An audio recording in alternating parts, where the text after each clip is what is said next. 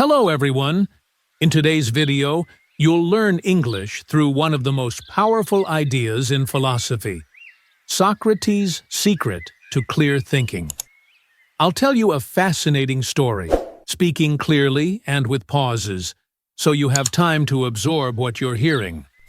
Learning a language isn't just about memorizing words, it's about understanding ideas in English. So, relax, enjoy the story, and let your brain get used to the natural rhythm of the language.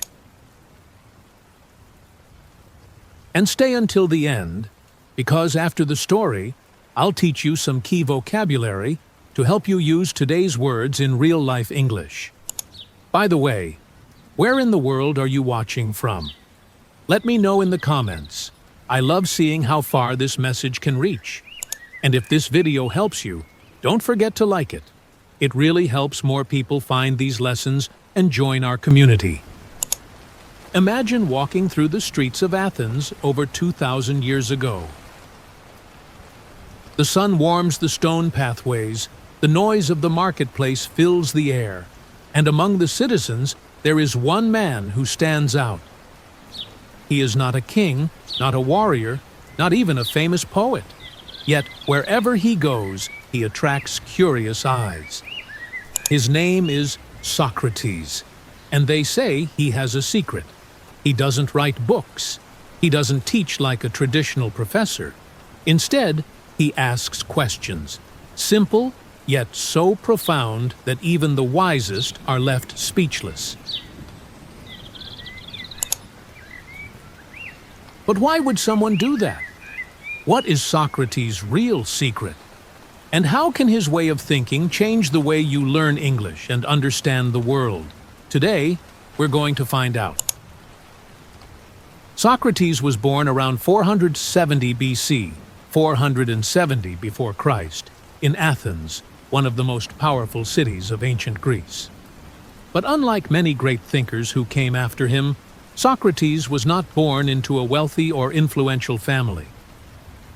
His father, Socrates, was a sculptor, and his mother, Phainarete, was a midwife. As a young man, Socrates was trained to follow in his father's footsteps, learning the art of sculpture. But there was something different about him. While other young men pursued wealth and status, he was drawn to something far more abstract: human thought. Athens at that time was a vibrant city, full of philosophers, artists, and politicians. But it was also an unstable place. 5th before Christ was marked by wars and internal conflicts, especially the Peloponnesian War against Sparta. Like many young Athenians, Socrates served as a soldier and fought in several battles. But it was after the war that his true journey began. While many tried to rebuild their lives, Socrates started walking the streets of Athens with a different purpose: to question everything. He noticed that many people claimed to be wise, but when he asked them simple questions, they had no real answers. He wanted to understand: what is truth? What is justice? How can we think clearly? But this search for truth did not make him popular with everyone. In fact, it would put him in great danger. As Socrates continued his journey through the streets of Athens, he developed a unique way of teaching and learning. Instead of simply telling people what to think, he asked questions. But not just any questions. He posed challenges that shook people's certainties. Imagine someone saying, "Justice is giving each person what they are owed." Socrates would then ask, "But what does owed really mean? Is it always just to return something, even if it's a weapon to an angry man?" Suddenly, what seemed like an absolute truth began to fall apart.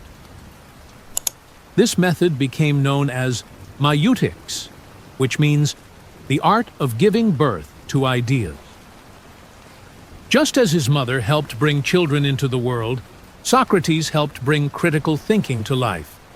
He believed that true wisdom does not come from having all the answers, but from knowing how to ask the right questions.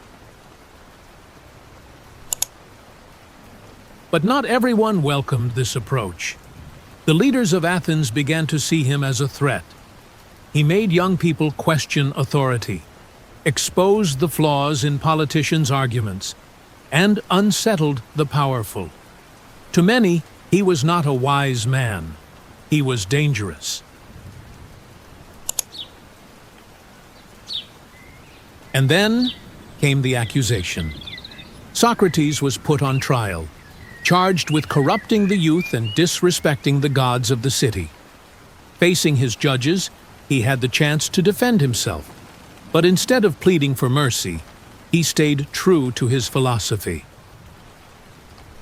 At that moment, Socrates spoke some of his most famous words, recorded by Plato in The Apology of Socrates. The unexamined life is not worth living. And also, if they told me, Socrates, you will be set free, but only on the condition that you stop philosophizing, I would answer, men of Athens, I prefer to obey the god rather than you, and as long as I live and have strength, I will never stop seeking wisdom. His words echoed through the courtroom, but they were not enough to save him. He was sentenced to death. In his cell, surrounded by his disciples, Socrates spent his final hours discussing the soul and the afterlife, a moment recorded in Phaedo by Plato. He accepted his fate with serenity, believing that death was not the end, but merely a transition. But his philosophy did not end there. In the Symposium, Plato presents Socrates discussing love and the endless pursuit of wisdom, showing that learning is a lifelong journey. And in Memorabilia, Xenophon portrays a more practical Socrates, concerned with ethics and virtue in everyday life.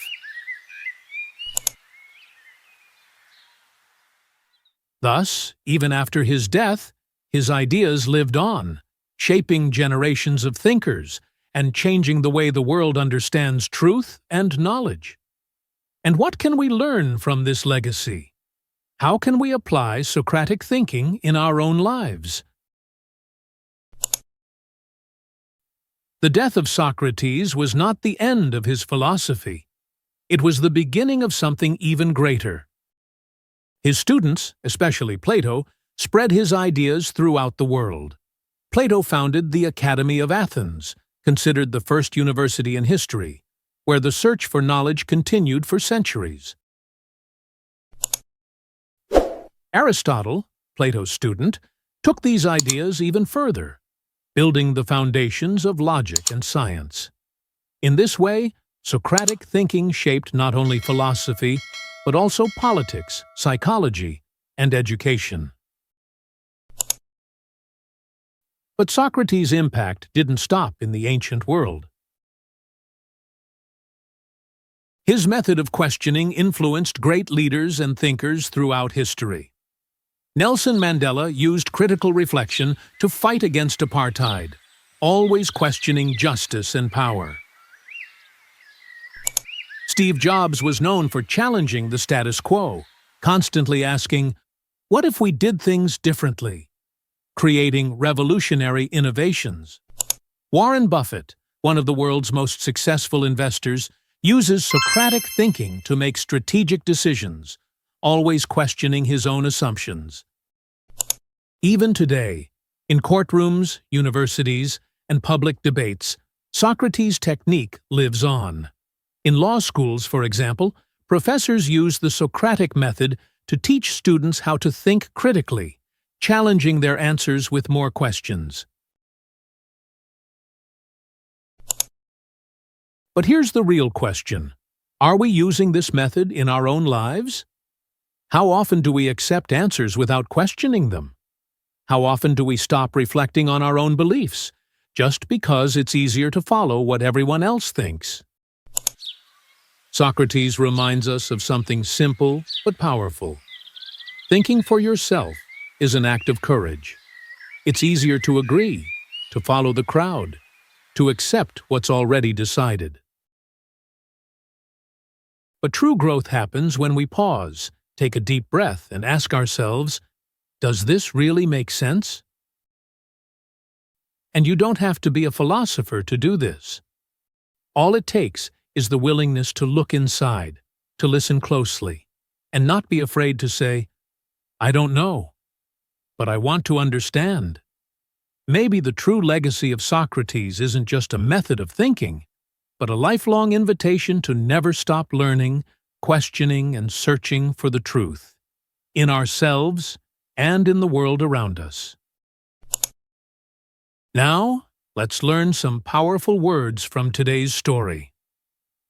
Wisdom, the ability to think and make good decisions based on knowledge and experience. Socrates believed that true wisdom came from recognizing one's own ignorance.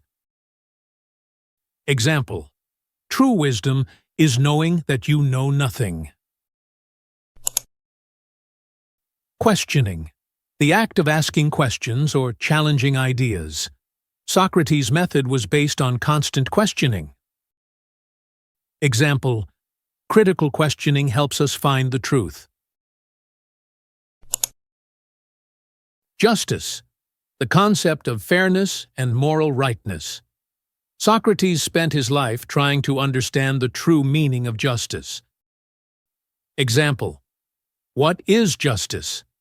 This was one of Socrates' greatest questions.